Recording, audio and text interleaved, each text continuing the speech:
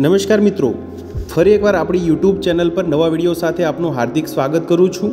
જો તમે આ ચેનલ પર નવા હો તો આપણી ચેનલને સબસ્ક્રાઇબ કરી લેજો, જેથી આપને સરકારી તેમજ પ્રાઇવેટ ભરતી વિવિધ યોજનાને લગતી અવનવી અપડેટ્સ મળતી રહે। અને જો તમે અમારા વોટ્સઅપ ગ્રુપમાં જોડાયા ના હો તો તેની લિંક નીચે ડિસ્ક્રિપ્શન બોક્સમાં આપેલી છે, ત્યાંથી તમે જોડાઈ શકો છો, જેમાં આપને વિડીયોને લગતી ડેઇલી પીડીએફ તેમજ અન્ય ભરતી વિશેની તમામ માહિતી મળી રહેશે।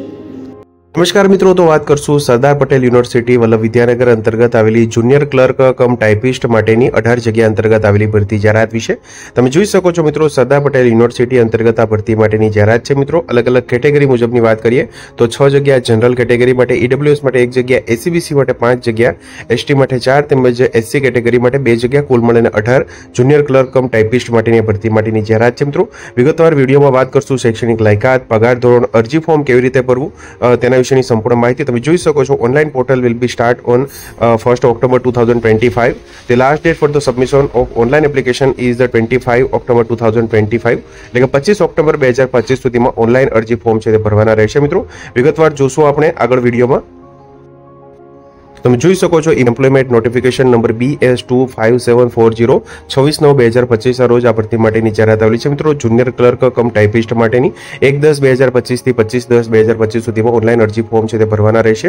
અરજી ફીની વાત કરીએ તો જનરલ કેટેગરી માટે 1000 રૂપિયા તેમજ અધર કેટેગરી માટે 450 રૂપિયા અહીંયા ફી છે, ઓનલાઈન માધ્યમથી જે ભરવાની રહેશે। મિત્રો, ક્વોલિફિકેશનની વાત કરીએ તો graduate with at least 50% of the marks or its equivalent grade and pass English as one of the subject as SSC HSC, વયમર્યાદા બિલો 35 યર્સ એટલે કે 35 વર્ષ સુધીની વયમર્યાદા રહેશે। મિત્રો, પગાર ધોરણની વાત કરીએ તો લેવલ 2 મુજબ અહીંયા તમે જોઈ શકો છો પે મેટ્રિક્સ લેવલ 2 મુજબ 19,900 થી 63,200 સુધીનો પગાર ધોરણ મળવાપાત્ર થશે અને 5 વર્ષ સુધી મિત્રો ફિક્સ પગાર ધોરણ 26,000 રૂપિયા મળવાપાત્ર થશે। તમે જોઈ શકો છો સામાન્ય સૂચનાઓ અને શરતો અહીંયા આપવામાં આવેલી છે। મિત્રો, અરજી કરવા માટેની વિગતવાર સૂચનાઓ સહિત સમગ્ર જાહેરાત દરેક ઉમેદવારે ધ્યાનથી વાંચવી જરૂરિયાત રહેશે। ભરતી પ્રક્રિયા સંબંધી તમામ સૂચનાઓ યુનિવર્સિટીની વેબસાઇટ છે http://www.spuvvn.edu પર મૂકવામાં આવશે, જે નીચે ડિસ્ક્રિપ્શન બોક્સમાં આપવામાં આવેલ છે લિંક, ત્યાંથી તમે ઓપન કરી અને સંપૂર્ણ જાહેરાત એકવાર ડાઉનલોડ કરીને વાંચવાની રહેશે। ત્યારબાદ તમે જોઈ શકો છો ઓનલાઈન અરજીપત્રક તેમજ જરૂરી પ્રમાણપત્રો જે તે ઉમેદવારે પોતાની પાસે જ રાખવાના રહેશે તેમજ યુનિવર્સિટી કાર્યાલયને હાર પૂરતા મોકલવાના રહેશે નહીં। પસંદગી પ્રક્રિયા પ્રમાણે અરજીની ચકાસણીના પાત્ર ઉમેદવારો પાસેથી શૈક્ષણિક લાયકાત, ઉંમર, જાતિ, અનુભવ તેમજ અન્ય જરૂરી પ્રમાણપત્રોની ચકાસણી રૂબરૂ બોલાવી કરવામાં આવશે। મિત્રો, સદર બાબતની માહિતી યુનિવર્સિટીની વેબસાઇટ પર રેગ્યુલરલી પ્રસિદ્ધ કરવામાં આવશે। મિત્રો, તમે જોઈ શકો છો 1 થી વધુ સંવર્ગ માટે અરજી કરવાની આવશ્યકતા જણાય તો દરેક જગ્યા માટે અલગથી અરજી કરવાની રહેશે। ત્યારબાદ તમે જોઈ શકો છો મિત્રો જે ઉમેદવારે જે ઓનલાઈન પોતે મેરિટ યાદીમાં સમાવેશ થવા માત્રથી સંબંધિત જગ્યા પર નિમણૂક મેળવવાનો હકદાર થશે નહીં। તેમજ ત્યારબાદ તમે જોઈ શકો છો નિમણૂક કરનાર સત્તાધિકારીને પોતાને એવી ખાતરી થાય કે જાહેર સેવા સારું તે ગુજરાત મુલકી સેવા વર્ગીકરણ ભરતીના સામાન્ય ઠરાવેલા નિયમો અનુસાર યોગ્ય જણાતું નથી તો તેવા તબક્કે ઉમેદવારને તેની નિમણૂક રદ કરી પડતો કરી શકાશે તેમજ યુનિવર્સિટીનો નિર્ણય આખરી ગણાશે।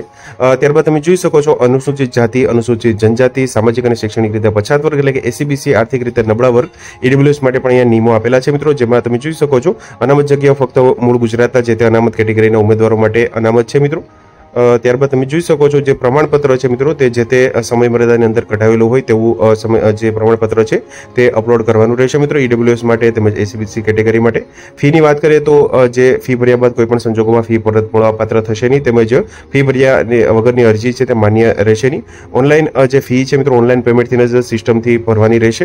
ઉમેદવારે ઓનલાઈન સક્સેસફુલ પેમેન્ટ થયાના આધારથી રિસિપ્ટ પોતાની પાસે સાચવીને રાખવાની રહેશે। મિત્રો, વયમર્યાદાની વાત કરીએ તો 35 વર્ષ સુધીની મેક્સિમમ વયમર્યાદા છે। મિત્રો, 21 વર્ષથી ઓછી નહીં અને 35 વર્ષથી વધુ ના હોવી જોઈએ, પરંતુ તેમાં તમે જોઈ શકો છો સામાન્ય વર્ગની મહિલા ઉમેદવારો તેમજ અનામત વર્ગના પુરુષ ઉમેદવારો તથા મહિલા ઉમેદવારો તેમજ માજી સૈનિક ઉમેદવારોને નીચે મુજબના નિયમાનુસાર વયમર્યાદામાં છૂટછાટ મળવાપાત્ર થશે। તમે જોઈ શકો છો શૈક્ષણિક લાયકાતની વાત કરી તે મુજબ સ્નાતક થયેલા ઉમેદવારો માટે અહીંયા જે ભરતી માટેની જાહેરાત છે। મિત્રો, અનુભવની વાત કરીએ તો જાહેરાતમાં માગ્યા મુજબનો અનુભવ ધરાવનાર ઉમેદવારે તે અંગેની સંપૂર્ણ વિગતો અરજી પત્રકમાં અવશ્ય દર્શાવવાની રહેશે। મિત્રો, અભ્યાસક્રમની વાત કરીએ પરીક્ષા પદ્ધતિની તો તમે જોઈ શકો છો ઓનલાઈન અરજીપત્રકમાં ભરેલી વિગતોની કોઈપણ પ્રકારની ચકાસણી કર્યા વગર યુનિવર્સિટી દ્વારા ઉમેદવારોને આ જગ્યા માટે નિયત સ્પર્ધાત્મક લેખિત પરીક્ષા માટે કામચલાઉ દાખલ એટલે કે પ્રોવિઝનલ એડમિશન કરી સ્પર્ધાત્મક પરીક્ષા આપવા દેવામાં આવશે। તેમજ તે પરીક્ષા બાદ પ્રોવિઝનલ રિઝલ્ટ જાહેર થયા બાદ પ્રોવિઝનલ મેરિટ લિસ્ટમાં સમાવિષ્ટ ઉમેદવારોના પ્રમાણપત્રોની ચકાસણીના આધીન રહેશે। મિત્રો, અભ્યાસક્રમનું જે માળખું છે તેની વાત કરીએ તો લેખિત પરીક્ષા માટે પ્રશ્નપત્ર 150 ગુણનું રહેશે, 90 મિનિટ માટેનો સમયગાળો, જેમાં સામાન્ય વિજ્ઞાન માટે 50 માર્ક્સ રહેશે, ગુજરાતનો ઇતિહાસ, સાંસ્કૃતિક વારસો, ભારત ભારતનું પ્રાથમિક બંધારણ, રમતગમત, સામાન્ય વિજ્ઞાન, ભારત અને ગુજરાતના વર્તમાન પ્રવાહો, પર્યાવરણ, જાહેર વહીવટ, સરકારી યોજનાઓ, પંચાયતી રાજ અને ડિઝાસ્ટર મેનેજમેન્ટ, ગુજરાતી ભાષા અને વ્યાકરણ 20 માર્ક્સનું, અંગ્રેજી ભાષા વ્યાકરણ 20 માર્ક્સનું, ગાણિતિક તથા તાર્કિક કસોટીઓ 30 માર્ક્સનું, કોમ્પ્યુટર ફંડામેન્ટલ્સ, MS ઓફિસ 30 માર્ક્સનું, કુલ મળીને 150 માર્ક્સ રહેશે મિત્રો। ત્યારબાદ તમે જોઈ શકો છો જગ્યાઓ પર પસંદગી પામનાર હેતુસર સ્પર્ધાત્મક લેખિત પરીક્ષા આપવાની રહેશે, જેમાં મેળવેલ ગુણના આધારે પસંદગી કરવામાં આવશે। MCQ બેઝ રહેશે મિત્રો, દરેક પ્રશ્નનો 1 ગુણ રહેશે। જે ઉમેદવારે બધા પ્રશ્નોનો જવાબ આપવાના રહેશે મિત્રો। નેગેટિવ માર્કિંગ પણ લાગુ પડશે, જેમાં 0.25 છે તે ગુણ કમી કરવામાં આવશે। તેમજ ઈનો ઓપ્શન પણ અહીંયા આપવામાં આવશે, જે નોટ અટેમ્પ્ટેડ એટલે કે ઈ અટેમ્પ્ટ કરેલો હશે મિત્રો, તો તેમાં નેગેટિવ માર્કિંગ લાગુ પડશે નહીં। ત્યારબાદ તમે જોઈ શકો છો એક કરતાં વધારે ઉમેદવારોનો કુલ મેરિટ સરખું હશે તો ઉમેદવારો માટે લેખિત પરીક્ષાના સામાન્ય જ્ઞાનમાં મેળવેલ ગુણને ધ્યાને રાખી તેનું મેરિટ નક્કી કરવામાં આવશે। પસંદગી યાદીની વાત કરીએ તો કેટેગરી પ્રમાણે જે તે ભરવાની જગ્યા માટે 150 ગુણમાંથી મેળવેલ ગુણના આધારે પ્રોવિઝનલ મેરિટમાં અગ્રતા ક્રમમાં આવેલા ઉમેદવારોને અસલ પ્રમાણપત્રોની ચકાસણી માટે જગ્યાના મહત્તમ 3 ગણા ઉમેદવારોને બોલાવવામાં આવશે મિત્રો। ત્યારબાદ તમે જોઈ શકો છો જે કુલ ગુણ 150માંથી મેળવેલ ગુણ અને શૈક્ષણિક અને અનુભવની ચકાસણી બાદ લાયક થયેલ ઉમેદવારોના આધારે કેટેગરી પ્રમાણે આખરી પસંદગી યાદી તૈયાર કરવામાં આવશે। યુનિવર્સિટી જે કે ઉમેદવારને નીચે મુજબની બાબતોમાં અન્ય બાબતોમાં દોષી ઠેરવશે તો તેની ઉમેદવારી રદ કરવામાં આવશે મિત્રો, એટલે એ પણ તમે ધ્યાન રાખવાનું રહેશે।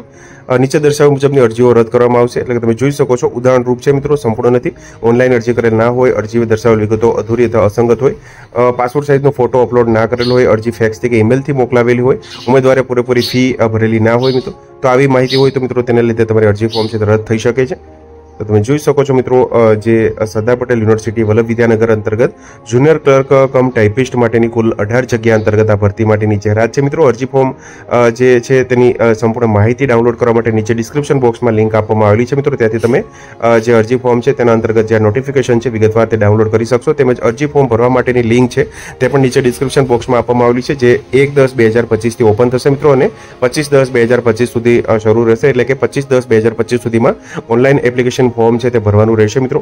તો તમે જોઈ શકો છો જુનિયર ક્લર્ક કમ ટાઇપિસ્ટ માટેની આ કાયમી જગ્યા અંતર્ગત ભરતી માટેની જાહેરાત છે મિત્રો। કેટેગરી મુજબ પણ જગ્યા અંતર્ગત સંપૂર્ણ માહિતી આપવામાં આવેલી છે। પે મેટ્રિક્સ લેવલ 2 મુજબ એટલે કે 19,900 થી 63,200 સુધીનો પે લેવલ અંતર્ગત આ ભરતી માટેની જાહેરાત છે મિત્રો। શૈક્ષણિક લાયકાતની વાત કરીએ તો graduate with at least 50% of marks or its equivalent grade and pass English as one of the subject at HSC એટલે કે અહીંયા સ્નાતક થયેલા ઉમેદવારો છે તેના માટે આ ભરતી માટેની જાહેરાત છે મિત્રો।